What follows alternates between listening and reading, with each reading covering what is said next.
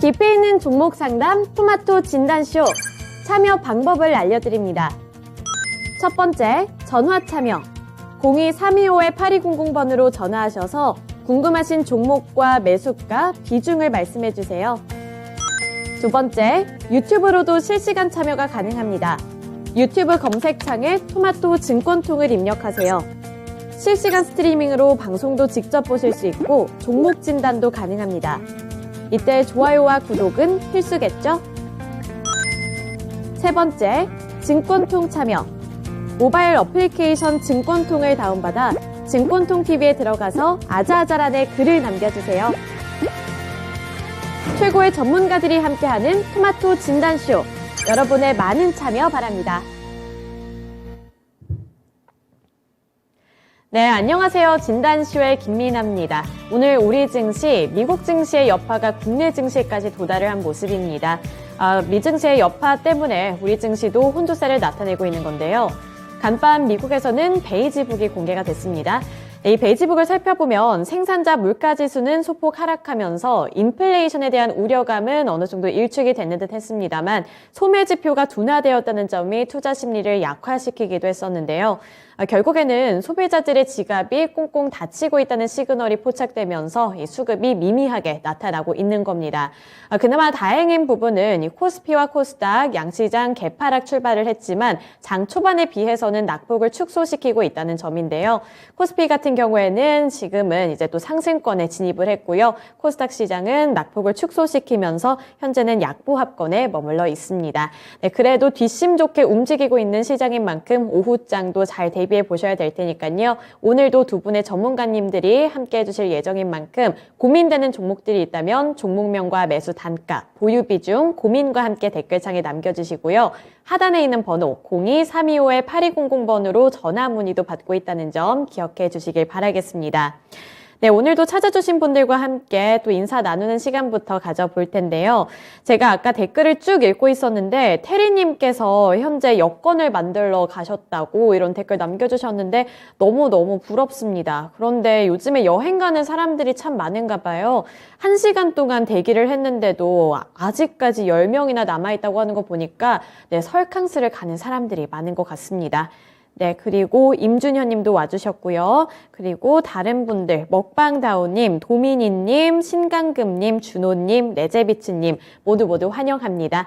네, 오늘도 꼼꼼하게 진단해 드릴 테니까요. 다양한 종목 고민들 남겨주시길 바라겠습니다. 진단쇼는 여러분들의 참여로 이루어집니다. 네, 이제 첫 번째 전문가님 만나보도록 할 텐데요. 오늘은 이종복 전문가님 먼저 만나보겠습니다. 안녕하세요. 예, 안녕하십니까. 이종복입니다. 네, 오늘 시장에서 처음으로 진단해볼 종목은요. 임준현 님께서 보내주신 에이블CNC고요. 9,500원에 15% 보유 비중 들고 계십니다. 매각 등 여러 가지 뉴스로 오르고 있는데 매수가까지 오를 수 있을지가 궁금하다고 남겨주셨거든요.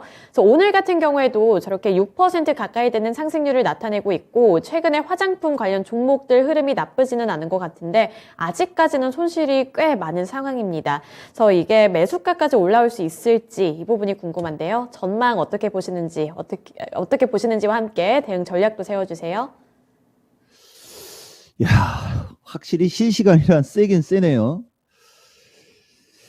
저는 일단 증거금 100%짜리 주식은 그렇게 사람들한테 좋게 얘기 안 하는 습성이 있는데 예전에 2021년도에 한참 이종복이도 이 미시아가지고 추천을 좀 많이 했었던 주식인데 최근에 누가 건드리긴 건드린 것 같네요. 근데 일반인 투자자들한테는 제가 요번이 두 번째 시간이죠. 하나를 분명하게 얘기해 드릴 수 있는 게 저는 뉴스에 의해서 움직이는 주식은 그렇게 사람들한테 세게 얘기 안 한다라는 특징이 있습니다. 왜냐하면 뉴스가 한 번에 뒤집혀 버리면은 낭패를 보거든요. 그래서 너무 매각에 관한 거에 너무 연연하지 말라라는 말 드리고 그다음에 이 회사는 지금 보면은 7,000원짜리가 지금 상당히 중요한데 거래량이 늘어난 부분을 봤을 때 제가 봤을 때는 9,500원 매수가까지는 쉽지는 않고 이거를 장기 투자라고 할 수도 없고 그죠? 예, 장기 투자하라고 하기는 좀 그렇고 기술적으로 9,500원보다는 기술적으로 8,000원짜리, 예, 8,000원짜리, 그리고 지금이 단기 고점입니다. 지금이 단기 고점. 그 상태에서 이제 거래량이 한 1000K에서 1500K 이 정도로는 늘어나줘야 돼요. 이건 어떤 기대감에 의해서 움직이고 뉴스에 의해서 움직이는 주식이기 때문에 거래량이 계속 들어와야 됩니다. 거래량이 계속 들어오면서 움직였을 때, 그랬을 때 8,000원 언저리까지 갈 수 있고, 그렇지 않으면 잠깐 눌릴 수 있어요. 잠깐 눌렸다가 이제 받아서 올라갈 때는 9,000원까지는 기대할 수 있다. 대신 제가 진단쇼를 하는 것은 미스터 진단하고 연동을 하려고 하는 거거든요. 제가 가끔 가다가 진단할 때 긍정적으로 얘기하고 막 그런다고 해서 무조건 막 따라하려고 하지 말고, 어떤 용어를 썼을 때 따라해도 되느냐, 지금 진단쇼를 보시는 시청자분들 같이 참고해도 됩니다. 이 종목 개인적으로 상당히 좋게 봅니다. 요 두 가지 경우만이 혹시라도 내가 좋게 얘기했을 때 여러분들이 따라가도 되지, 그냥 누가 물어봤을 때 기술적으로 좋다 나쁘다라고 했을 때는 저는 따라하지 않았으면 좋겠다, 요 얘기 할게요. 요 주식이 이제 그런 대표적인 주식이죠. 그러니까 이 주식은 거래량이 급증을 하면 8,000원 돌파 시도는 나올 수가 있겠지만 고기가 단기 고점일 가능성이 높고, 지금 현재 시점에서 약간 눌리고 한 6,000원 플러스 마이너스권 정도 지지 주면서 움직이고 다시 갈 때는 9,000원까지도 갈 수 있다. 매각 이슈를 갖고 계속 왔다 갔다 하니까 조금 길게 보셔도 나쁘지는 않을 것 같은데, 손실을 최소화하는 방향으로 나오는 종목으로 말씀드릴게요. 대표적으로 한 가지만 얘기해 보면, 자, 요새 셀바스 AI라는 주식이 어떤 기사를 가지고 막 움직이죠. 이 주식이 어떤 이슈에서 움직일 때 아까 얘기한 그 에이블하고 비교를 해주려고 하는 겁니다. 요 정도만 놓고 보면 비슷하죠. 이 종목은 비교 분석에 좀 그렇죠. 예. 이 주식을 보시면 저항을 뚫고 올라간 요인이, 거래량을 보시면 이쪽 거래보다 엄청나게 늘어나고 있지 않습니까? 이런 식으로 거래가 들어와야 9,000원대를 볼 수 있다는 얘기예요. 9,000원대를.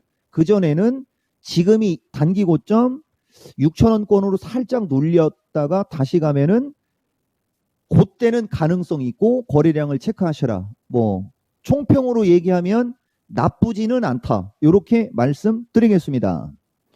네, 총평으로 봤을 때는 나쁘지는 않다. 이 부분을 핵심으로 기억해 주시면 좋을 것 같은데요. 그 안에 세부적인 내용까지 함께 설정해 주셨으니까요. 이 설명 잘 반영해 보시길 바라겠습니다. 네, 오늘따라 굉장히 많은 분들이 댓글창에 활발하게 댓글을 남겨주시는 것 같은데요. 네, 야알리님, 혜령고님, 상상님, 나영이모님, 수리님, 비타민님, 절파고TV님, 스카이님까지 모두 입장해 주셨습니다. 오늘 종목 진단 많이 받아보고 싶으신 것 같아서 빠르게 좀 넘어가 보도록 할 텐데요. 그 다음으로 볼 종목은 똑똑박사 에디님께서 보내주신 신한지주고요. 42,500원에 10% 보유 비중 들고 계십니다. 왜 이렇게 빠질까요? 이게 가장 큰 고민이라고 남겨주셨고요. 오늘 0.47% 하락을 하고 있네요. 그리고 42,500원이면은 또 그렇게 많이 빠지는 것 같다, 이런 생각은 안 드는데, 전문가님 신한지주는 어떻게 대응해 보는 게 좋을까요?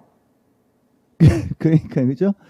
우리 진행자 분도 많이 빠지는 것 같지 않은데라고 얘기하죠. 제가 봤을 때 이분 초보자분 같은데요. 이걸 어떻게 진단을 해드려야 될까요? 신한지주 단기적으로는 매도입니다. 0.5% 빠지는데 많이 빠진다. 이게 제가 봤을 때는 고점 대비 밀리는 것 때문에 그러는 것 같은데, 이건 자연스러운 거예요.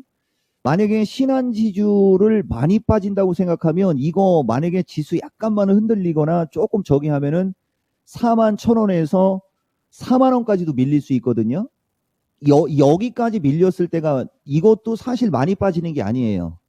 기술적으로 신한지주 같은 경우는 기술적으로 조정을 받을 자리입니다. 근데 딱 거기서 사신 거죠. 만약에 이걸 매수한 지 상당히 오래됐다, 그러면은 컴퓨터를 덮고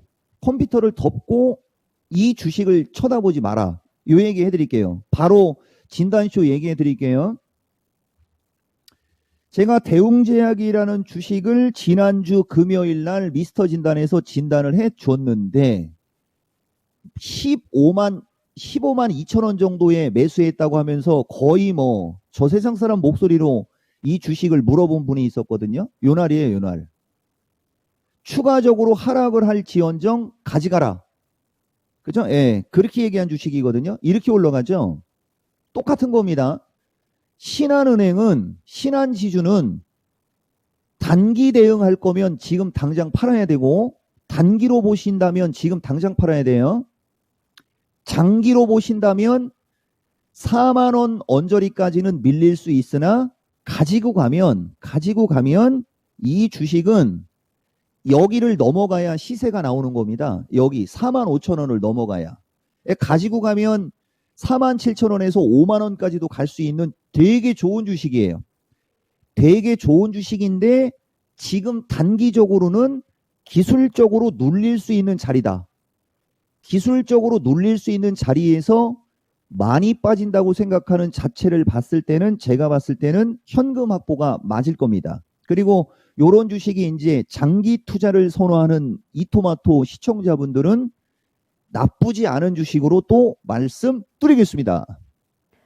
네, 신한지주 단기적으로 접근을 했을 때 그리고 장기적으로 접근을 했을 때는 살짝 전략의 차이가 있을 것 같은데요. 단기적으로 봤을 때는 현재는 이제 매도를 하는 게 낫다 이렇게 평가를 해주셨고 장기적으로 봤을 때는 기술적으로 밀릴 수는 있겠지만 4만 5천 원 이 구간에서의 지지 여부가 중요해 보인다 이렇게 말씀 주셨습니다. 신한지주 갖고 계신 분들 참고해 주시길 바랄게요. 네, 이제 이어서 세 번째 종목 진단 넘어가 보도록 할 텐데요. 세 번째 종목은 시청자님과 전화통화 연결입니다. 지금 바로 연결해 볼게요. 안녕하세요. 예, 안녕하세요. 네, 오늘 어떤 종목이 궁금하신가요? 네, 유일 로보틱스 네. 36,000원에 20%입니다. 네, 36,000원에 20%면 작년에 거의 고점에서 매수를 하신 것 같아요. 네, 네. 네, 그래도 최근에는 그나마 올라오고 있는 분위기기는 한데 어떤 게 가장 궁금하신가요? 네, 매수가까지 언제쯤 올 수 있을지. 네, 알겠습니다. 그럼 지금 바로 전문가님한테 물어볼게요. 네, 전문가님 유일 로보틱스 36,000원에 진입을 하셨는데요. 언제쯤 이 매수가까지 올 수 있을지가 궁금하다고 하시거든요. 어떻게 보시나요? 이분 지금 전화통화 되는 거죠. 참 진짜 제가 진단쇼 출연하고 그다음에 미스터 진단도 출연하지 않습니까? 대부분 여러분들이 질문하는 거는 언제 매수가까지 오느냐. 그리고 엄청나게 좋은 주식을 항상 머리 끝에서 매수하죠. 그 매수하는 방법만 공부하면 정말 좋은데. 그죠? 그리고 비중을 처음에 들어갈 때 10%만 들어가면 너무나 좋은데 로보티즘가 아마 미스터 진단 VOD 보면 나오거든요. 꼭대기에서 100% 몰빵해가지고 로보티즈가 맞을 겁니다. 꼭대기에서 100% 몰빵해가지고 질문했는데 그분 이거 이쪽으로 밀릴 때 분명히 던졌을 거예요. 만약에 비중을 조금만 샀으면 대박이지 않습니까? 정말로 이건 이토마토 전체 분들이 들을 얘기인데 처음에 살 때 10%만 사고 여러분들이 사고 싶은 자리 막 미쳐버리 이거 막 사고 싶어. 거기서 딱 일주일만 참으면 좋은 주식을 진짜 싸게 살 수 있습니다. 한번 고쳐보세요. 이거는 가지고 가면 35,000원 넘어갈 수 있는 주식이고 단기간에 올라온 폭이 있기 때문에 2만 원에서 3만 원까지 올라왔지 않습니까? 그럼 또 찌글찌글 또 약간 눌릴 수 있어요. 차라리 눌리면 더 사버리라고 하고 싶은데 20%니까 10%만 더 사도 됩니다. 이거 밀리면 10%를 더 사가지고 단가 낮추면 전고점에서는 팔을 수 있다. 요거 이 종목 이름 쓰고 말씀드린 거예요. 대신 매수하는 방법을 좀 달리 해보고 처음에 들어갈 때 비중을 10%만 들어가 봐라. 그러면 성공할 수 있습니다. 네, 로봇 관련해서 유일로보틱스 대표적으로 종목 진단해드렸습니다. 길게 바라보고 가져가면 괜찮은 종목이라고 진단을 해주셨고요. 10% 정도 조정 시에 폐응 단가를 낮추기 전략 세워주셨으니까요. 잘 참고해 보시길 바랄게요. 네, 감사합니다. 네, 유일로보틱스 관련해서 종목 진단해드렸습니다. 그래도 단가를 낮추고 진입을 한다면은 전고점까지는 충분히 가능해 보인다고 말씀 주셨으니까요. 잘 반영해 보셨으면 좋겠고요. 그리고 로봇 관련해서 진단해 주시면서 투자의 기술까지 설명을 해주셨습니다. 우선은 10% 정도 먼저 실어본 다음에 또 추가 매수 타이밍을 노리는 전략도 함께 알려주셨으니까요. 꿀팁인 만큼 많은 분들께서도 참고해 주시길 바라겠습니다.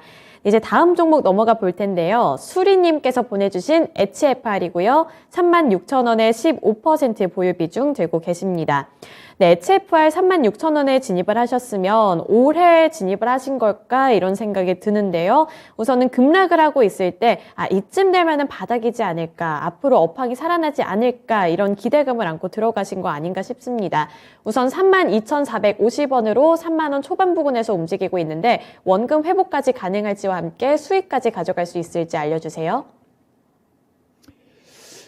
제가 기억력이 너무 좋아서 죄송합니다. HFR 1월 6일 이 공포스러운 이 장대음봉에서 미스터 진단에서 진단했던 주식이죠, 여러분. 이 주식이. 어떻게 이렇게 위험한 주식들, 아니, 이건 기술적으로 위험하다는 얘기하는 거예요. 야, 어떻게 이런 주식들을, 그쵸? 예. 36,000원이 딱 이 주식의 어떤 기술적인 흐름상에 상당히 중요한 자리가 되거든요. 비중 15%도 조금 높고,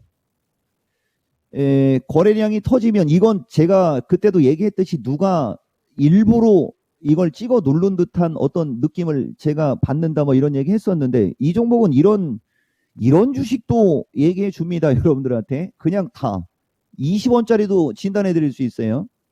근데 한 가지 아쉬운 것은 보다시피 엄청난 물량을 찍어 누르고 반등 시도가 나오긴 나오는데 거래가 급감하고 있다라는 게 요게 이제 무슨 꿍꿍인지를 알아야 되거든요, 이게. 그러면 기술적으로 어쨌든 이평선이 밀집되어 있는 33,000원에서 34,000원짜리에서는 한 번 정도는 주춤거릴 수 있거든요. 여기에서 이제 다시 되밀리는 흐름에 어떤 상태로 전개가 되느냐가 이 주식의 키포인트가 됩니다. 근데 워낙 실적이 좋고 괜찮은 주식이기 때문에 어쨌든 간에 꾸역꾸역 하면서 35,000~36,000원대까지는 갈 수 있을 거예요, 아마. 여기서는 만약에 이 HFR이라는 주식에 어떤 믿음이 떨어진다. 이 주식을 질문하신 분, 믿음이 떨어지시면 여기서 빠져나오시는 게 맞는 거예요. 그리고 어느 수준에서 부딪히고 다시 밀려 내려올 때 더 싼 가격에서 샀을 때 이 주식을 장기 투자할 수 있지, 이 주식은 35,000원 이상에서 매수한 사람들은 매수가 언저리까지 갔을 때 1차적으로 비중을 축소할 수 있는 과감성이 필요한 종목입니다. 기술적으로. 왜냐면은 누군가가 장난을 치고 있는 것으로 판단이 된다. 그래서 총평을 말씀드리면 꾸역꾸역 어쨌든 올라갈 수 있는데 밀리면 조금 더 단가를 낮추기 위해서 5% 정도 추가 매수 가능. 대신 35,000~36,000원 언저리 가면 여기서는 일단 현금 확보하고 한번 추이를 지켜보십사. 이런 말씀 드리겠습니다. 네, 우선 가장 중요한 거는 35,000원에서 36,000원 부근, 그러니까 원금 가까이 왔을 때는 한번 현금으로 전환을 하신 다음에 추세를 지켜보셔야 될 것 같습니다. 이런 부분들 잘 반영해 보셨으면 좋겠고요. 그 다음으로 볼 종목은 비타민님께서 보내주신 한세실업이고요. 18,300원에 15% 보유 비중 들고 계십니다. 네, 한세실업 오늘 주가 살펴보시면 16,450원 부근에서 거래가 되고 있는데요. 매수하신 지 꽤 된 것 같고 굉장히 오랫동안 버티신 것 같습니다. 우선은 증권가 평가만 보면 상반기를 지나고 하반기부터는 업황이 개선될 거다 이런 평가도 나오고 있는데 긍정적으로 봐도 괜찮을까요? 좋은 주식이죠. 역시 좋은 주식인데 이분도 보면 매수가가 18,300이면 여기서 떨어져 내려올 때 매수했을 가능성이 크거나 이쪽에서 올라가려고 할 때 매수했을 겁니다. 근데 이 주식은 기술적으로 보면 이제 또 여기서 이제 또 나오죠. 이렌텍이라는 주식이 있습니다. 예, 요게 제가 미스터 진단에서 15,000원까지 꽉 잡고 가시오라고 얘기를 했던 주식이거든요. 이 주식하고 한세실업하고 비슷하면서 뭐가 차이가 있는 거냐? 이평선의 각과 기간의 차이가 있어요. 그러니까 한세실업은 18,300원에 15%지 않습니까? 이런 걸 미스터 진단에서 빨리 물어봤었어야지. 이런 걸. 그죠? 예, 이런 걸 빨리 물어봤었으면은 숨도 안 쉬고 추가 매수. 지금도 추가 매수 가능. 추가 매수 해갖고 단가 낮추세요. 추가 매수해서 단가 낮추면 이거 18,000원까지는 갈 수 있습니다. 요거 이 종목 이름 쓰고 얘기해 드릴게요. 대신 지금 상태에서는 보다시피 거래가 급감해 있지 않습니까? 주가는 올라가고 싶어 하고. 그러니까 주가는 올라가고 싶어 하는데 거래가 급감한다는 얘기는 어느 시점에서는 되밀릴 거라는 얘기, 아니면 어느 시점에서 거래가 터져야 18,000원으로 핑요하고 올라갈 수 있어요. 한세실업하면 그래도 섬유의복 쪽에서는 또 내놓으라 하는 주식 아니겠어요, 여러분? 그래서 여기서 이렇게 한번 쇽 올라갔다가 이렇게 한번 밀려 내려왔으니까 이거 사실 2만 원도 넘어갈 수 있습니다. 이거 조금 더 세게 이야기하면은 2만 원까지만 얘기할게요. 조금 세게 가면 2만 원까지도 갈 수 있고, 약간의 흔들림이 나오면 추가 매수 하셔라. 그 다음에 18,000원 정도에서 파시면 깔끔하게 할 수 있습니다. 길게 보신다면 2만 원도 가능한데 시간이 좀 필요하다. 요 말씀 드리겠습니다. 네, 한세실업 굉장히 긍정적으로 평가해 주셨습니다. 추가 매수해서 평단가 낮춘 다음에 시간 투자해보자 이렇게 정리해 주셨으니까요. 한세실업 잘 보유하신 다음에 수익까지 들고 가시길 바랄게요. 네, 오늘 정말 많은 종목 진단 상담이 요청이 되고 있습니다. 오늘 아쉽게도 이종복 전문가님과는 여기까지 진단을 하겠지만 내일 미스터 진단이 예정이 되어 있으니까요. 그때도 많은 종목들 들고 와주셨으면 좋겠고요. 끝내기 전에 이종복 전문가님께 이제 12시 중반을 넘어가고 있으니까 오후장 대응 전략도 물어볼게요. 글쎄요, 오후장 여러분들 아까 제가 마켓텐에서 얘기해 드렸지 않습니까? 해외장은 지금 어제 폭락이 나왔어요. 그럼에도 불구하고 우리나라가 개파락의 양봉이 나온다라는 거. 하방에 대한 어떤 맷집이 강한 시장이다. 우리나라는 그런 얘기는 좀 해드린 거고, 지수 선물도 아까 얘기해 드렸으니까 315 이대로라면 315도 잘하면 넘어갈 수도 있어 보이지 않겠어요? 밑에 지지력은 나온 거고, 다만 여기에서 제가 한 가지 이어서, 근데 이게 일주일에 한번 나오는 거라 연관을 지키려고 해도 좀 거시기 하긴 할 수도 있겠네요. 왜냐하면 제가 아까 나스닥 기술적 분석을 진단쇼에서 해드릴 수도 있다 이런 얘기를 했었는데, 같이 한번 이어서 시청하시는 분들한테 선물 하나 드릴게요. 나스닥 시장이 하방으로의 어떤 움직임이 나올 때 11,250이에요. 11,250 수준 정도까지는 밀릴 수도 있으나 거기까지 밀리는 것은 시장에는 영향이 없고 약간의 흔들릴 수는 있고, 우리나라 시장은 그게 매수 기회. 그 다음에 이제 여기서 다시 올라가는 시도가 나올 때 11,750짜리가 넘어가야 됩니다. 그러니까 나스닥이 11,750짜리를 넘어가면 우리나라도 320 넘어갈 거예요. 요건 단정어로 말씀드렸죠, 여러분. 이 종목은 추측성 이야기를 할 때가 있고 단정어를 이야기할 때가 있습니다. 단정어로 이야기하는 것은 자신 있게 얘기하는 거고, 추측성으로 들어갈 때는 노멀하게 얘기하는 거고, 가능성, 수 이런 단어가 3개가 반복될 때는 나도 모르겠다고 여러분 아시겠죠? 그래서 나스닥 11,250, 그 다음에 11,750 이 밴드에서 움직일 때는 노프라브롬이고, 밑으로 밀릴 때는 매수 기회가 맞고, 11,750을 돌파하면 320 넘어가는 거고, 11,750에서 다시 밀릴 때는 다시 박스권 흐름이고, 요 정도면은 진단쇼 분들한테 특별한 선물을 드렸다고 봅니다. 네, 설 연휴를 앞두고 특별한 꿀팁까지 이렇게 함께 주셨습니다. 우선은 미국 증시에서 나스닥 지수의 흐름을 잘 눈여겨보셔야 될 것 같은데요. 나스닥 지수가 아까 설정해주신 가격보다 더 내려갈 경우에는 추가 매수 기회로 삼으시고 그 위로 올라갈 때에는 함께 올라갈 상승 여력이 남아있다. 이 부분 체크해 보시길 바랄게요. 네, 오늘 이종복 전문가님과는 여기까지 진단해 보겠습니다. 오늘 말씀 고맙습니다. 예, 고맙습니다. 이종복입니다.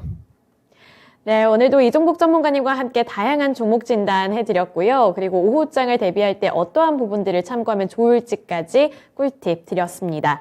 이제 두 번째 전문가님 만나보도록 할 텐데요. 김민준 전문가님입니다. 다양한 분들 여기 채팅창에서 저희에게 많은 종목들 들고 와주신 만큼 김민준 전문가님께도 다양한 종목들 진단 받아보실 수 있도록 할 테니까요. 다양한 종목 고민들 남겨주시길 바라겠습니다. 그리고 태리님 축하드려요. 30분 만에 절반이 이제 줄어들었네요. 5명만 버티시면은 우리 태리님도 여권 발급 받으실 수 있으니까 진단수가 끝났을 때는 여권 만들었다는 소식까지 들어볼 수 있으면 좋겠네요. 네, 야리님 안녕하세요. 앞산솔님, 잡으면 상한가님께서도 많은 종목 진단 남겨주셨으면 좋겠습니다. 이제 이어서 김민준 전문가님 만나보도록 할게요. 안녕하세요. 네, 안녕하십니까. 김민준입니다. 네, 오늘 시장이 나름대로 그래도 뒷심이 좋은 모습을 나타내고 있는데 최근에 인공지능, 메타버스, 로봇 이런 신기술 관련 종목들이 잘 갔었잖아요. 그래서 그 잘 간 만큼 오늘은 그 상승분을 토해내고 있는 것 같은데 이 모멘텀이 혹시라도 사그라드는 게 아닐까 괜히 우려스러운 느낌도 없지 않아 있는 것 같아서 앞으로의 전망과 함께 대응 전략 알려주셨으면 좋겠어요. 네, 이번 주 화요일 명인의 복귀 시간에도 좀 안내를 해드렸는데, 인공지능이라든지 메타버스 어떤 시장 확대에 대해서, 나쁘게 보고 있지는 않습니다. 우리 실생활에도, 좀 가까이 온 것 같은데, 우선 로봇 관련해서는 먼저 좀 말씀을 드린다면, 결국은 이제 AI 시대나 로봇 시대가 도래를 좀 할 텐데요. 아직까지는 산업용 로봇, 의료용 로봇이 좀 제한적이다 이렇게 말씀을 드려야 될 것 같고요. 이제 주식이란 게 늘 그렇습니다. 실생활의 접목 요소가 상당히 좀 강해져야 되는데, 주변에 우리 시청자분들 아시겠지만, 집에 요즘 인공지능 세탁기, 로봇 청소기 등등 많이 있습니다. 근데 아직까지는 그 실생활 접목 요소가 가까이 와 있다고는 생각이 들고 있지 않고요. 그리고 이 로봇 종목들, 몇 종목 좀 보시겠습니다. 레인보우틱스라든지, 로보스타, 어제도 반등이 좋았는데 오늘 좀 조정인데, 실적들이, 뒷받침되지 않는다고 좀 저는 보여져요.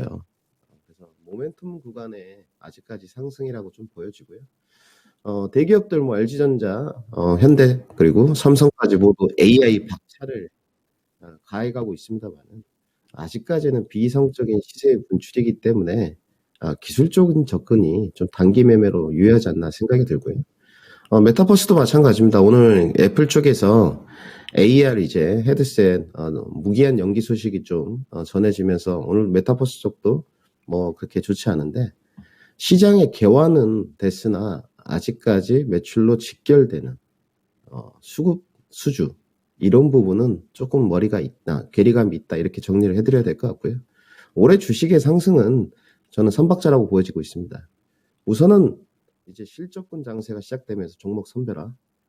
두 번째는 요즘에 괜찮은 지수가 반등, 시장이 좋다는 이유는 역시 수급이었거든요. 수급.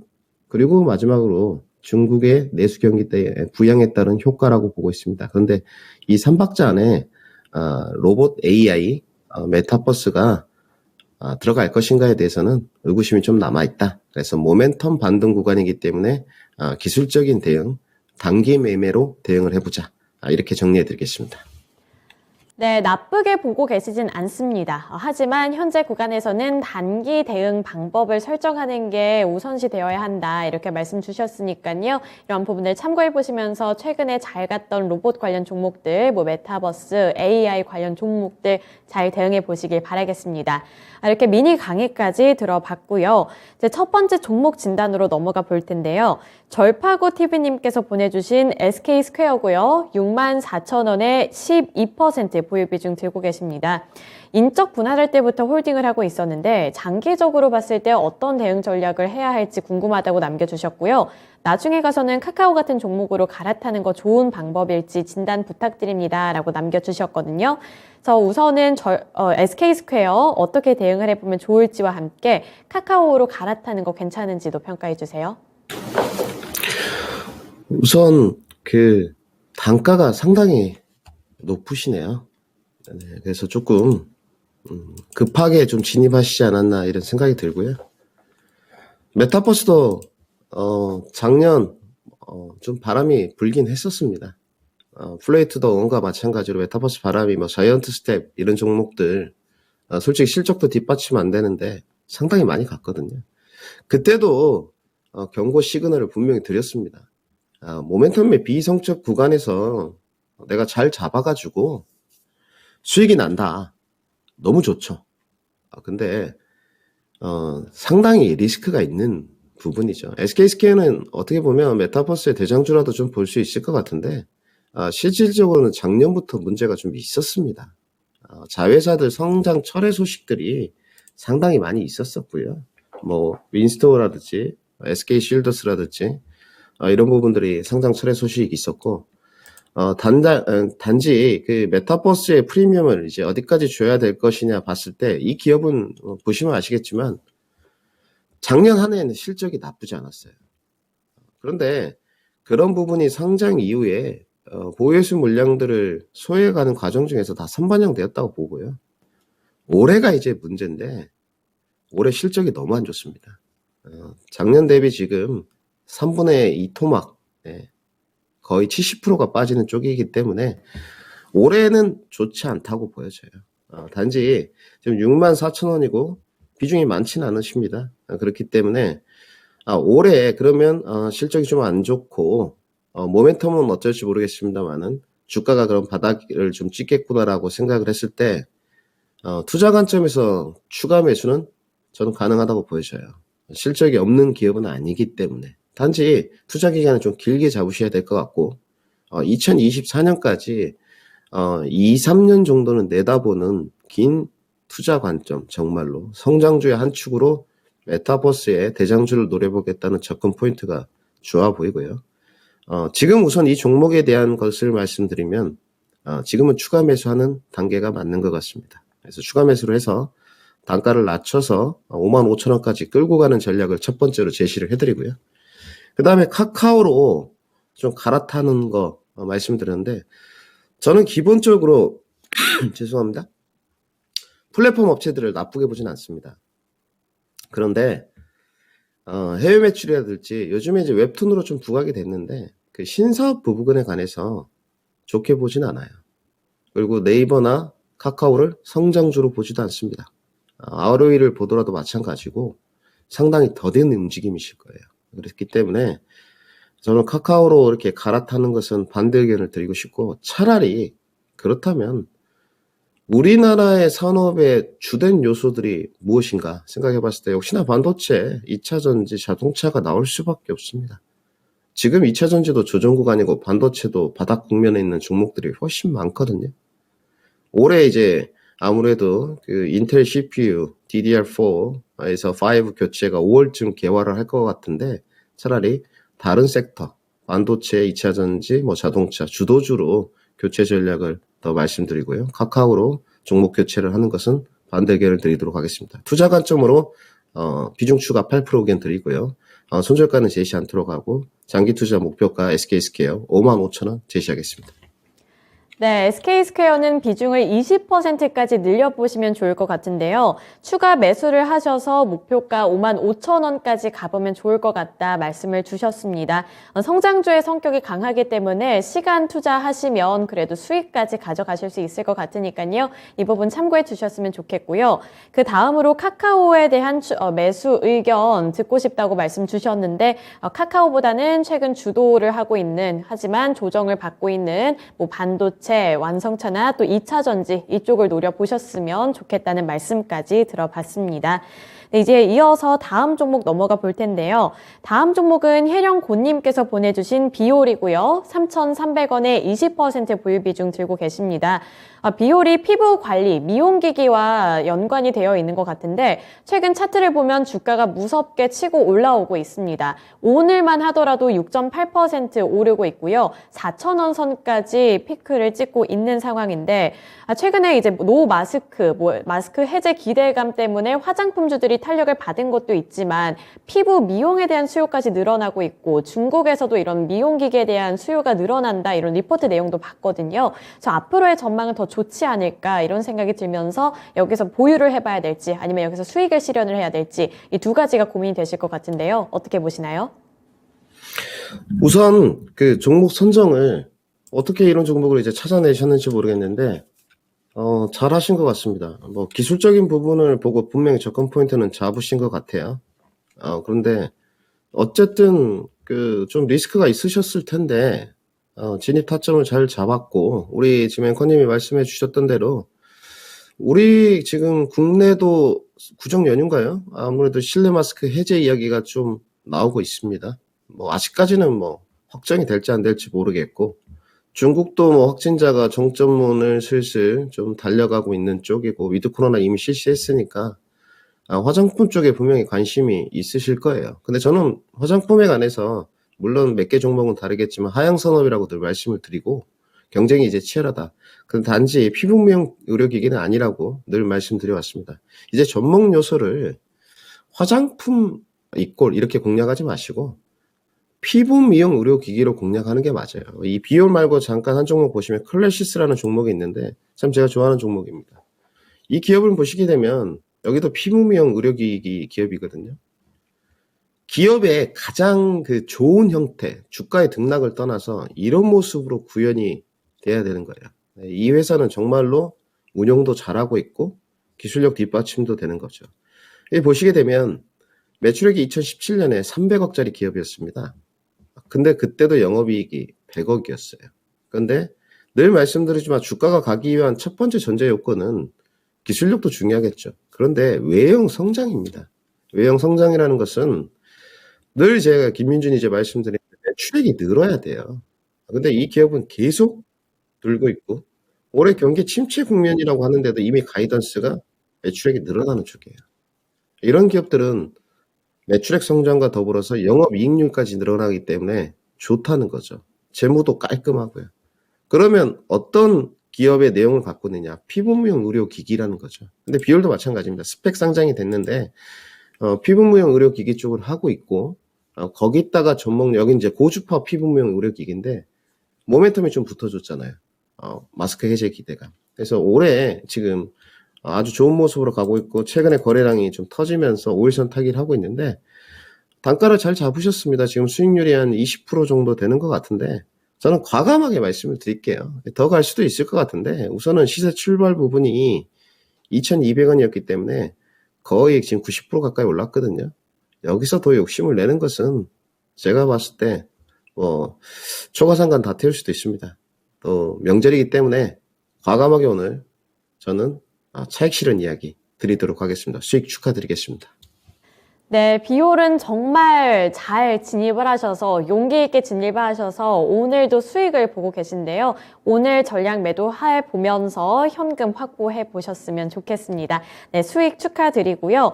그리고 피부 미용 기기 이쪽으로 관심이 많이 몰려가고 있는 것 같습니다. 아까 전문가님이 고주파 관련해서도 이야기를 해주셨는데 정말 최근에 시장 그냥 미용 시장을 보면은 홈케어 기기 중에서도 고주파 기기가 많이 부각을 받고 있더라고요. 그래서 그런 생각이 들면서 이런 영향이 주가에까지 가는구나 이런 생각까지 들었는데 네, 어쨌든 잘 가고 있는 비올 그리고 나머지 피부 미용 기기에 대해서도 인사이트 드렸으니까요. 잘 참고해 보시길 바라겠습니다. 네, 그리고 오늘 제갈공명님께서도 와주셨고요. 아스트랄님 안녕하세요. 그리고 테리님은 이제 드디어 한 명 남았다고 즐거운 오후 되세요 인사 남기고 떠나주셨네요. 네, 테리님 여행도 잘 다녀오셨으면 좋겠습니다.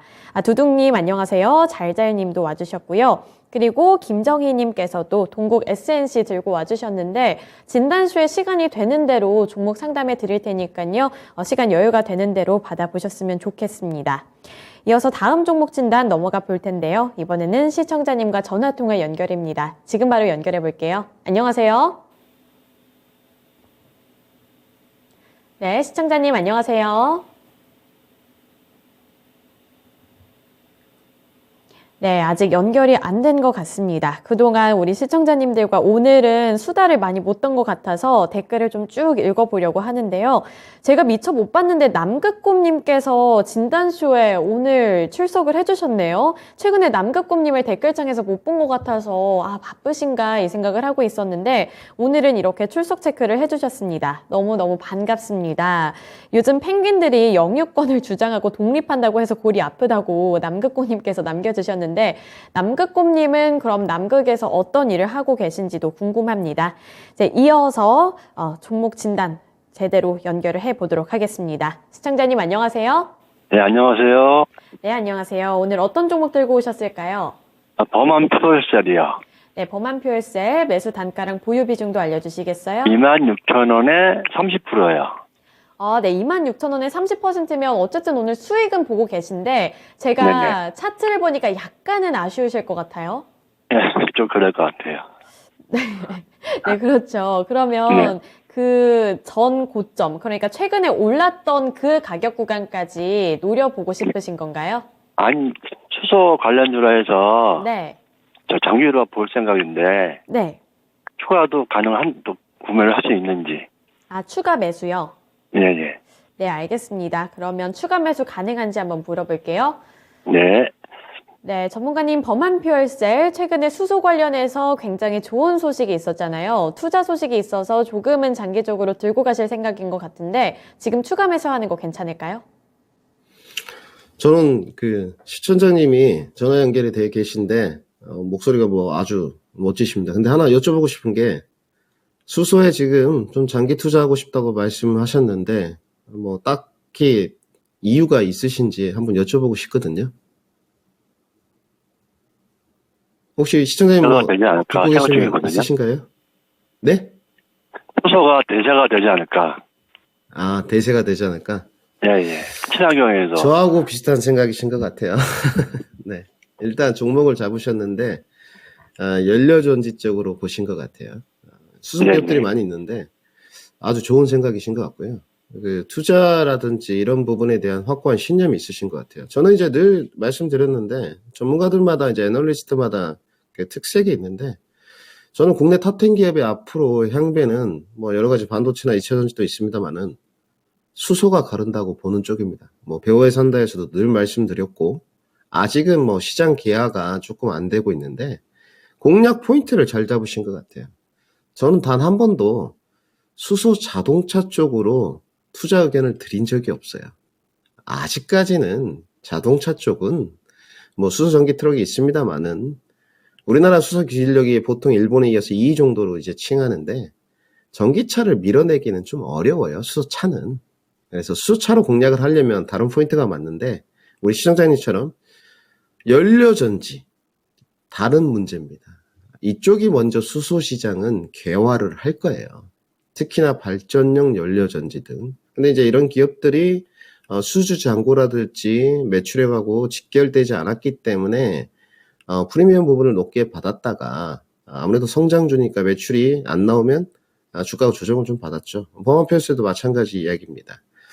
보호회수 물량이 1년짜리가 조금 남아있긴 해요. 그래서 급하게 일단 첫 번째 비중을 추가하실 필요는 없고 비중 추가는 가능하십니다. 여기는 이제 연료전지 쪽인데 좀 특화가 되어 있습니다. 이제 범한 산업 쪽에서 운영을 하는데 여러 가지를 하더라고요. 그런데 그 보니까 항구 쪽이 있지 않습니까? 이 항구 쪽에서 수소 충전소도 인프라 투자를 좀 하는 것 같고 그 다음에 잠수함 쪽에 이 수소 연료전지 개발을 갖고 있더라고요. 독일에 이어서 두 번째로 상업화에 성공한 기업입니다. 그러니까 기술력이 발전용 연료전지지만 그쪽 분야로 특화되어 있다고 보시면 될 것 같아요. 그래서 이제 매출액이 슬슬 좀 나오는 기업입니다. 실질적으로. 저는 떨어질 거라고 보지 않고요. 영업이익률이 이제 10% 정도 꾸준히 흘러가는데 우선 외형 성장이 좀 되고 있고 제가 수주 잔고는 확인해 보지 않았습니다. 재무나 부채는 문제가 없는 것 같아요. 단지 이제 보유예수 물량을 체킹을 좀 해봐야 될 것 같은데 그렇게 많을 것 같지 않아요. 제가 지금 봐도. 왜냐면 발행 주식수가 800만 주밖에 안 되고 유동 주식수가 390만 주, 뭐 약 400만 주입니다. 뭐 보호예수가 풀려봤자고요. 오히려 이런 기업들은 나중에 실적이 잘 나오면 무상증자 해줄 경우가 좀 큽니다.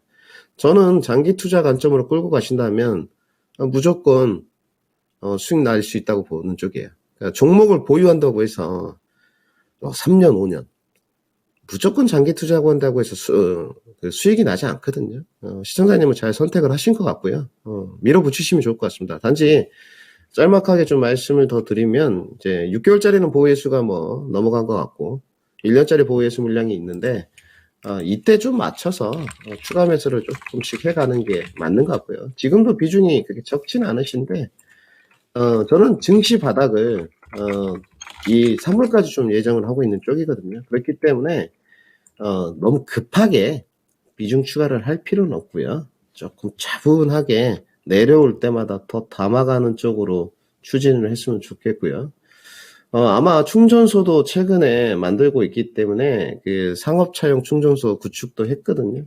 그래서 저는 이쪽을 보시게 되면 선박용 연료전지, 잠수함 쪽, 그 다음에 건물용 연료전지, 그러니까 계속 말씀드리는데 자동차가 아니에요. 그 다음에 수소 충전소 인프라. 그래서 저는 좋게 보고 있습니다. 그래서 전년 동기 기준으로도 이 기업은 44%가 올라갔기 때문에 성장률이 지금도 괜찮은 것 같아요. 근데 이제 비중이 안에 보니까 잠수함 연료전지가 거의 50%더라고요.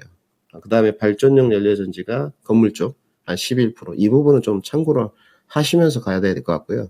양날의 검이 될 수도 있습니다. 왜냐하면 잠수함이라는 게 일반적이진 않지 않습니까? 그래서 제가 봤을 때 이 기업이 조금 더 발전하기 위해서는 특화된 기술력도 좋지만 건물용 연료전지 사업 비중이 조금 더 올라간다면 주가는 충분히 더 갈 수 있다고 보이는 쪽입니다. 저는 장기 보유했을 때 우선 지금 현재의 가격으로 목표가 38,000원 제시토록 하고요. 비중은 10% 정도 더 추가 의견 드리도록 하겠습니다. 네, 범한표에서 10% 추가 매수 괜찮다고 말씀 주셨고요. 장기적으로 봤을 때 38,000원까지 노려보시길 바랄게요. 네, 감사합니다. 네, 성공투자하세요. 네. 네, 수소에서도 같은 수소 사업이라고 또 다 같은 느낌은 아닌 것 같습니다. 수소차보다는 수소 연료 쪽이라서 긍정적으로 평가를 해주셨으니까요. 이러한 부분들도 함께 꼼꼼하게 체크해 보시길 바랄게요. 이어서 다음 종목 넘어가 볼 텐데요. 김정희 님께서 보내주신 동국 SNC고요. 5,020원에 10% 보유 비중 들고 계십니다.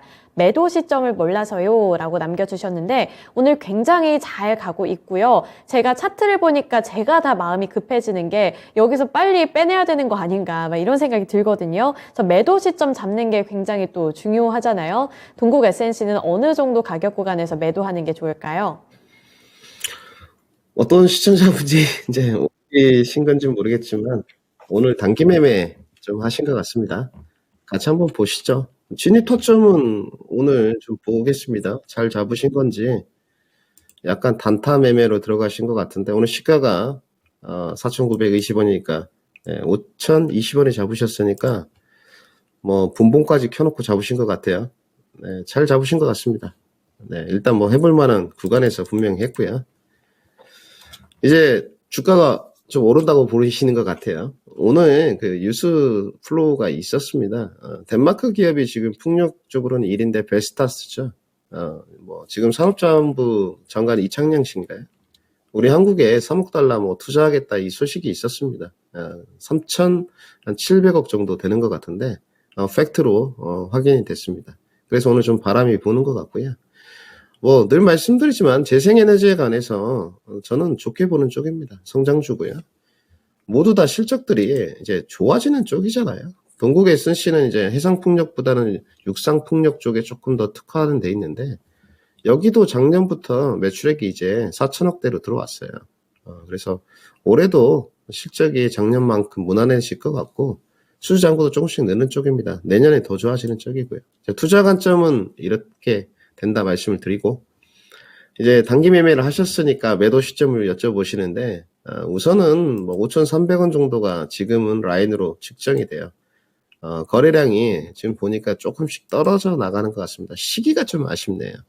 뭐냐면 내일 이제 명절 하루 전날이지 않습니까? 그래서 오늘 거래량이 지금 600만 주를 향해서 좀 가고 있는데 제가 봤을 때 600만 주 갖고는 좀 부족할 것 같습니다. 그래서 아마 캔들이 그 솟았던 1월 12일 고점 부근 이 5,290원을 좀 돌파를 해줘야만 다음 이격도 구간인 5,600원 이 정도까지 시세 분출이 될 것 같아요. 그러면 뭐 깔끔하게 단타 매매해서 이제 12% 정도 수익을 누릴 수 있는 것 같은데 오늘 돌파는 좀 쉬워 보이진 않습니다. 솔직히 말씀드려서 분봉 거래량이 계속적으로 좀 떨어져 가고요.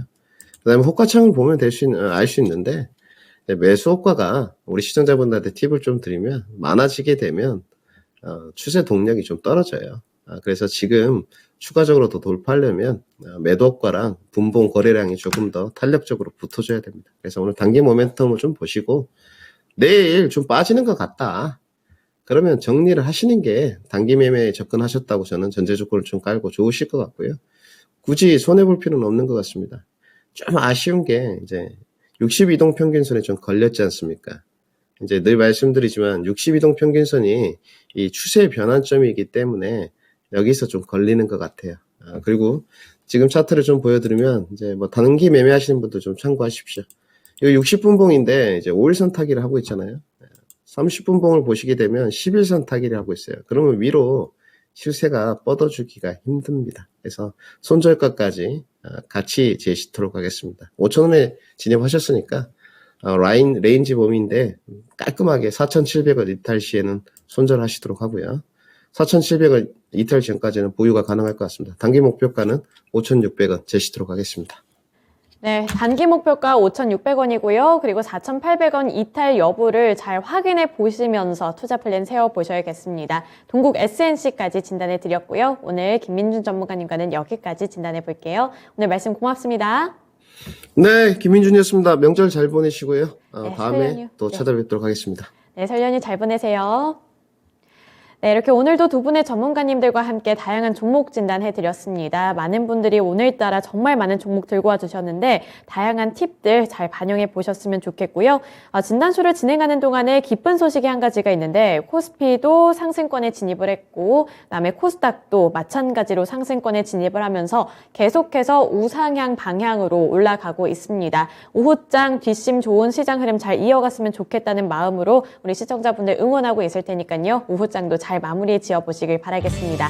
지금까지 투자 판단에 대한 도움 정보를 드렸고요. 하지만 특정 종목의 상승과 하락을 보장하지는 않습니다. 오늘도 시청해주셔서 고맙습니다.